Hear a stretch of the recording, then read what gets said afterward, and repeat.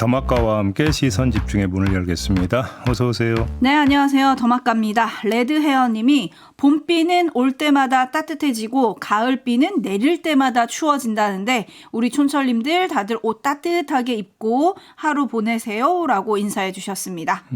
서울에 지금 가을비가 내리고 있습니다. 다들 감기 조심하시고요. 5372님이 집사람 새롭게 가게 계약했는데요. 잘되라고 응원 부탁드립니다.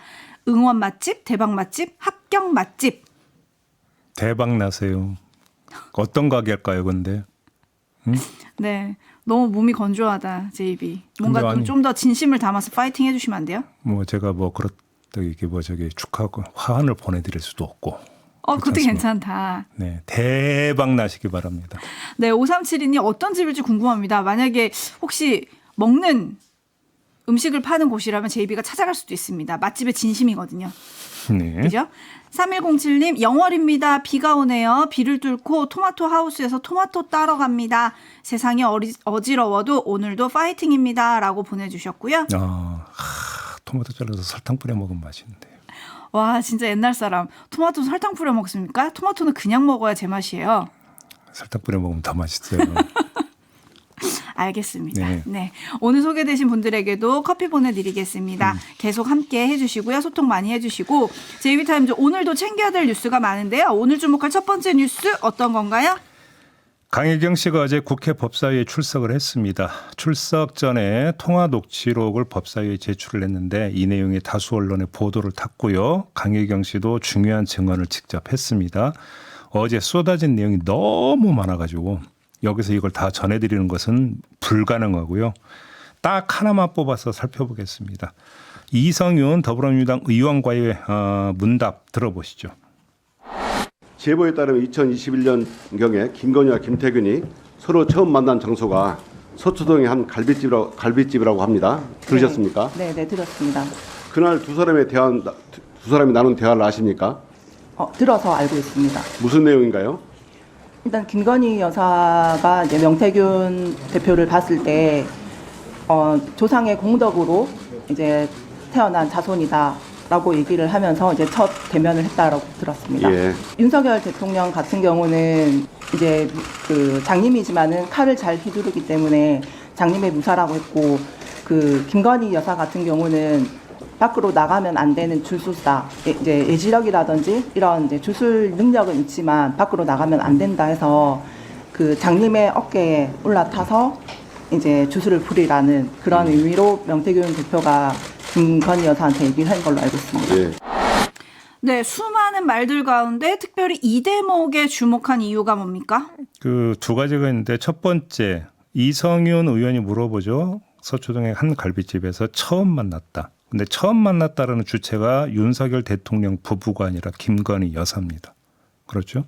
그러면 김건희 여사는 윤석열 대통령과는 별도로 내지 독자적으로 움직인 것이냐라고 하는 문제가 여기서 일단 제기가 되는 부분이 하나 있고요. 시점도 그러니까 저는 그러니까 중요하게 보는데 이거는 지금 정확하게 나오지 않았으니까 일단 그냥 넘어가도록 하겠습니다. 이 점이 하나가 있고 또 한 가지는 지금 대화 내용을 강혜경 씨가 지금 전했잖아요. 네. 이 대화 내용에 좀 주목을 할 필요가 있는데 저 대화를 들으면서 제가 떠오른 제3의 인물이 한 명 있습니다. 누구요? 천공입니다. 잊혀진 그 이름. 네. 초기에 제가 전해드린 바가 있었습니다. 천공과 관련해서 명태균 씨가 한 말이 있었습니다. 동아일보와의 인터뷰에서 내가 천공보다 더 좋으니까 천공이 날아갔겠지라고 주장한 바 있습니다. 동아일보 인터뷰에서 명태균 씨가 이렇게 이야기를 했다고 하고요. 네네. 역술인 천공도 알고 있냐라는 질문에 이렇게 대답을 하면서 천공을 보니까 하늘 사는 세상과 땅에 사는 세상을 구분을 못한다. 이상한 얘기를 막 한다. 이러면서 하지만 내가 그 사람을 본 적은 없다. 이렇게 말을 했다라는 겁니다.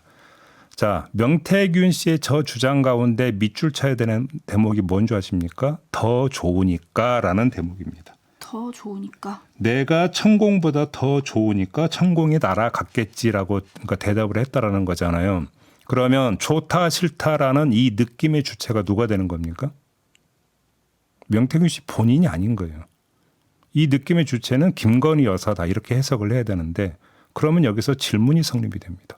도대체 김건희 여사는 이른바 영적인 끌림 내지 무속신앙에 도대체 얼마나 경도돼 있었던 것이냐. 아울러 이 요인이 김건희 여사의 이른바 활약상에 도대체 얼마나 녹아 있는 것이냐라고 하는 문제가 좀 제기가 되기 때문인데요. 단순히 지금 이것만이 아닙니다. 어제 나왔던 이야기 한번 종합해서 다시 한번 정리해 드릴까요? 윤석열 대통령이 대선 출마 선언을 한 다음에 처음으로 대변인으로 합류한 사람이 이동훈 전 조선일보 논설위원이었습니다. 네. 초기에 어느 순간에 갑자기 경질이 됩니다. 10일 만에. 근데 이게 이동훈 당시 대변인과 윤석열 대통령의 기운이 상충한다고 김건희 여사에게 명태균 씨가 말을 했는데 이 말을 듣고 경질을 했다라는 증언이 지금 나왔고요. 그다음에 꿈자리가 사나워서 사고가 날 것 같다. 이렇게 얘기를 해서 출국 일정을 조정했다는 보도는 이미 전에 나와 있었습니다. 이것만이 아닙니다. 엘리자베스 여왕 사망 조문 안 한 것, 그다음에 앙코르와트 가지 않은 것. 이것도 명태균 씨의 말 때문이다라는 이야기가 어디에 쏟아졌습니다. 이게 다 지금 한 궤로 엮이는 겁니다. 그게 뭡니까? 이른바 영적인 끌림 내지 무속.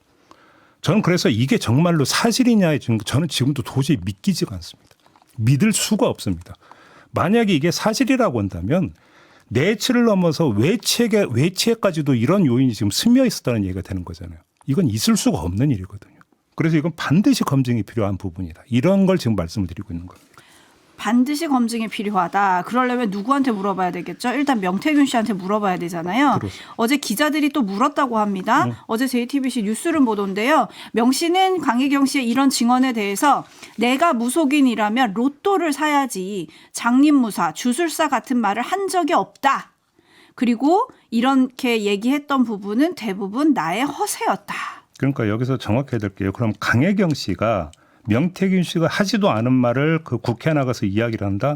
100번, 1000번 양보해서 그랬다고 칩시다. 그러면 무사, 주술사라고 하는 흔히 동원될 수 없는 이런 단어를 그럼 강혜경 씨가 지어냈다고 봐야 되는 겁니까? 그게 상식에 부합한다고 생각하십니까? 이전까지 말씀드리겠습니다. 네, 어제 여당 의원들은 하나같이 강혜경 씨의 말은 진실인 것 같다. 좀 믿음이 간다. 근데 명태균 씨는 믿을 사람이 못 되는 것 같다라고 이제 여당 의원들은 그렇게 정리를 하긴 하더라고요. 네. 여기에 대해서 명태균 씨가 어떤 반박을 내놓을지 좀 지켜봐야 될 것 같고요. 데이지 님이 이쯤 되면 천공도 한마디 해야 하지 않나요? 그러니까요.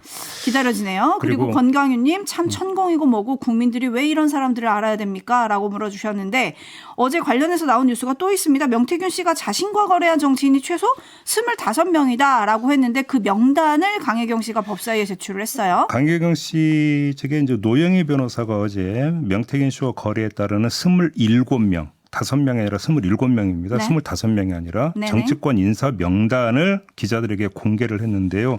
그동안 보도에 많이 오르락내리락 했던 윤석열 대통령을 비롯한 오세훈, 홍준표, 김진태, 박완수 등등의 정치인은 물론이고 여기에 현역 국민의힘 의원인 강민구, 김은혜, 나경원, 박대출, 서일준, 안철수, 윤상현, 윤한홍, 조은희 의원 등이 들어가 있고 전직 의원들도 있는데 이건 빼고요.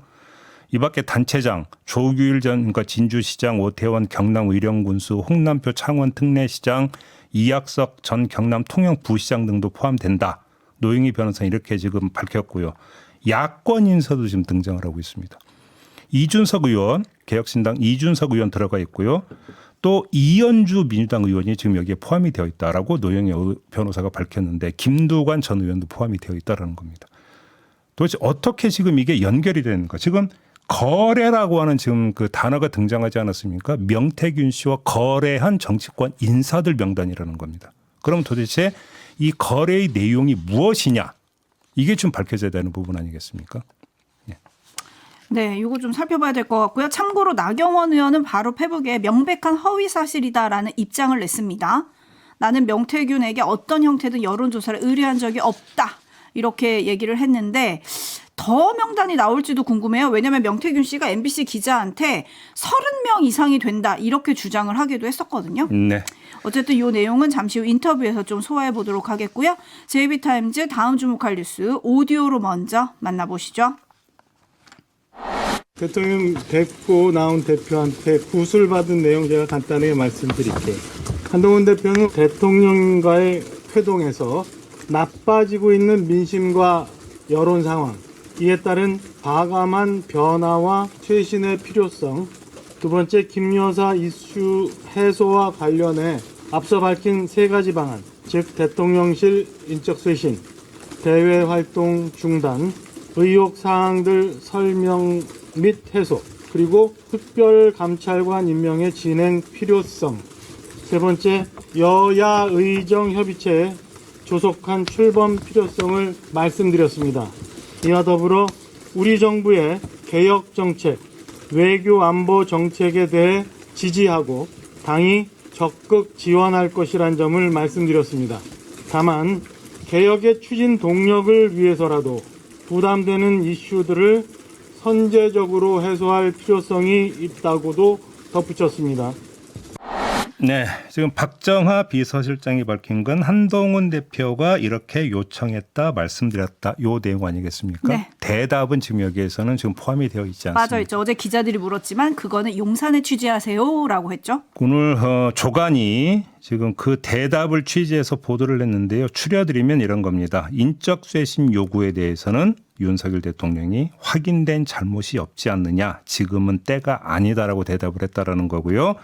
의혹 규명 절차에 협조해야 된다는 요구에 대해서는 구체적인 의혹이 없지 않느냐라고 대답을 했다라는 거고, 그다음에 김건희 여사의 대외 활동 중단 요구에 대해서는 이미 자제하고 있다, 이렇게 대답을 했다라는 겁니다. 여기에다가 또 하나 나온 게 있었죠. 특별감찰관 임명이 필요하다라는 점도 한동훈 대표가 이야기했다라는 보도가 있었는데, 이에 대해서 윤석열 대통령은 북한 인권재단 이사 추천이 먼저다, 이런 말을 했다고 합니다. 이거 그 전부터 계속 나왔던 이야기죠. 저 근데 궁금한데 왜 그게 두 개가 연결이 돼요? 어떤 게요? 계속 지금 이거는 그 국민의힘에서 계속 연계를 해왔던 사안이거든요. 그러니까요. 네. 자, 요 부분에 대해서 좀 종합 정리를 좀 해야 될 것 같은데요. 윤석열 대통령의 관점에서 한번 살펴봅시다. 한동훈 대표의 관점이 아니라 윤석열 대통령의 관점에서 살펴보면 두 가지 정리가 가능합니다. 첫째, 윤석열 대통령에게 한동훈 대표는 어떤 존재입니까? 부하입니다. 부하. 부하? 과거부터 그냥 내 밑에서 일했던 부하. 지금은 아니잖아요. 지금은 아니죠. 그런데 항상 의식에 있어서는 시차가 발생하게 되어 있거든요. 한 번 부하는 영원한 부하다. 근데 이게 제가 그냥 그 뇌피셜로 그 말씀을 드린 게 아니라 어제 좌석 배치 사진 나왔잖아요. 네, 그것도 좀 이상했죠. 좌석 배치를 보면 예를 들어서 둥그런 테이블에 이렇게 앉는 것도 아니고 딱 마주보고 앉지 않습니까? 마주보고 앉는데 정진석 비서실장이 한동훈 대표 옆에 앉았어요? 그다음에 한동훈 대표는 뭐 빨간 파일 이런 거 준비했는데 윤석열 대통령은 아무것도 없었습니다. 두 손을 테이블 위에 올려놓고 그냥 딱 있는. 이 사진 한 장만 놓고 보더라도 그게 그 이 윤석열 대통령이 한동훈 대표를 어떻게 바라보는가 그대로 여기에 다 스며 있지 않나요? 사진에? 그죠? 그러니까 윤석열 대통령 입장에서는 부하가 자신을 치받고 올라온 겁니다. 용납하기가 쉽겠습니까? 용납하기가 힘들 것이다. 이게 정서적 측면에서의 분석입니다. 그다음에 두 번째, 이번에는 전략적 측면에서의 그러니까 이야기인데요. 김건희 여사가 뚫리면 자기 방어가 어려워진다라고 판단했을 수 있다는 겁니다. 윤석열 대통령이. 왜 이런 말씀을 드리느냐. 한 세 가지 예만 들어봅시다. 명품백 건이 터졌습니다. 이때 윤석열 대통령은 전혀 별개였습니까? 윤석열 대통령의 신고 의무 위반 이야기가 나왔었습니다. 기억하시죠? 도이치모터스 수사 관련해서는 이미 다 세상에 알려져 있었습니다. 본인이 검찰총장 할 때부터의 수사의 문제에 있어서 수사지휘권 박탈이니 수사개입이니 이런 얘기 계속 나왔었습니다. 그다음에 명태균 씨 관련 이야기 한번 해볼까요? 이거는 지금 제가 설명드리고 말 것도 없고 여론조사 문제가 지금 당장 불거져 있는 상황 아니겠습니까? 누구를 위한 여론조사였습니까? 윤석열 당시 후보를 위한 여론조사 아니었습니까? 그러니까 김건희 여사 문제라고 지금 제기되고 있는 것들의 거의 상당수가 윤석열 대통령과 다 얽혀 있다라는 겁니다. 그렇기 때문에 윤석열 대통령 입장에서는 김건희 여사 방어가 이루어지지 않으면 자기 방어도 안 된다라고 하는 판단을 한다라는 겁니다. 그러니까 김건희 여사 선에서 이 방탄막을 확실하게 쳐야만이 자기 방어가 가능하다. 그렇기 때문에 뭔가를 양보하고 정치적으로 흥정, 타협할 성질의 문제가 아니다라고 좀 볼 수가 있다라는 것이죠. 이게 윤석열 대통령 관점에서 한번 상황을 정리해 본 건데요. 이렇게 되면 한마디로 정리하면 윤석열 대통령의 대답은 뭐냐? 한번 해보려면 해봐. 결국 이렇게 정리할 수 있을 것이다. 이런 말씀입니다. 네, 거의 모든 조간이 일면에 빈손이라는 단어를 적었고요. 맹탕이라고 쓴 것도 있었는데 네. 촌철님들의 평가 전해드리겠습니다. 8672님, 소문난 잔치에 먹을 것 없다는 말이 있지요? 라고 물음표와 느낌표 함께 보내주셨고요. 네. 은하수님, 이렇게 회동이 마무리되면 이제 한동훈 대표의 결단이 필요한 시점인 것 같습니다. 라고 보내주셨는데 네. 그래서 앞으로의 시선은 한동훈 대표가 무엇을 할 것인가 여기에 좀 집중이 되는 것 같습니다. 일단 이재명 대표와 만나기로 했고 사실 어제 대통령실이 여야 대표 회동이 대통령과의 만남을 한 3-4시간 앞두고 전해진 데 대해서 좀 불쾌했다 이런 보도도 있었거든요. 네. 이재명 대표와 만나서 뭘 논의할 거냐 언론들은 벌써 특검을 얘기를 하고 있던데. 아니 그러니까 그 지금 이렇게 윤석열 대통령의 대답이 이렇게 나와버렸고 이재명 대표를 만난다들 결국은 문제는 특검법 외에는 지금 이야기할 거리가 별로 없을 것이다. 이렇게 봐야 되는 건데요. 이 문제는 잠시 후 3부에서 박정훈 의원과 인터뷰가 예정이 되어 있습니다. 네. 여기서 한번 좀 알아보도록 하겠습니다. 네, 라디오 헤드님 소문난 잔치에 제로 콜라만 있었네요 라고 해주셨고 가는 날이 곰팡이님 의료대라는 그래서 어떻게 되는 건가요? 라고 물어주셨는데 어제 이것도 논의를 했대요? 뭐 했다는 얘기는 그 지금 나오고 있는데 역시 대답은 지금 안 알려지고 있습니다. 네, 제이비타임즈 다음 주목할 뉴스는요? 심우정 검찰총장이 어제 법사위 국정감사에 그러니까 출석을 해서 도이치모터스 수사와 관련해서 이런 말을 했습니다. 들어보시죠. 지금까지는 수사 지휘권이 배제되어 있기 때문에 제 구체적인 사실은 사건 기록을 본 것도 아니고 내용을 지금 전체를 아는 것도 아니고 결과만 지금 보고받은 상황입니다. 항고가 되면은 제가 철저하게 다시 한번 지휘하겠다는 차원에서 네, 수사지휘권 박탈은 서울중앙지검 수사에 한정된 것이므로 고발인이 항고를 하면 이제 이 사건이 서울 고등검찰청으로 넘어가고 이때는 수사지휘권을 행사할 수 있고 행사하겠다. 이런 취지의 이야기인데요. 자, 이어서 다음 말도 한번 들어보죠. 수사팀의 수사 결과에 대한 평가입니다. 수사팀에서 모든 증거와 법리를 일부만 다 종합해서 숙고해서 처분한 것으로 보고를 받았고 저도 수사팀에서 최선을 다했다고 생각합니다. 자, 두 마디를 들었는데요.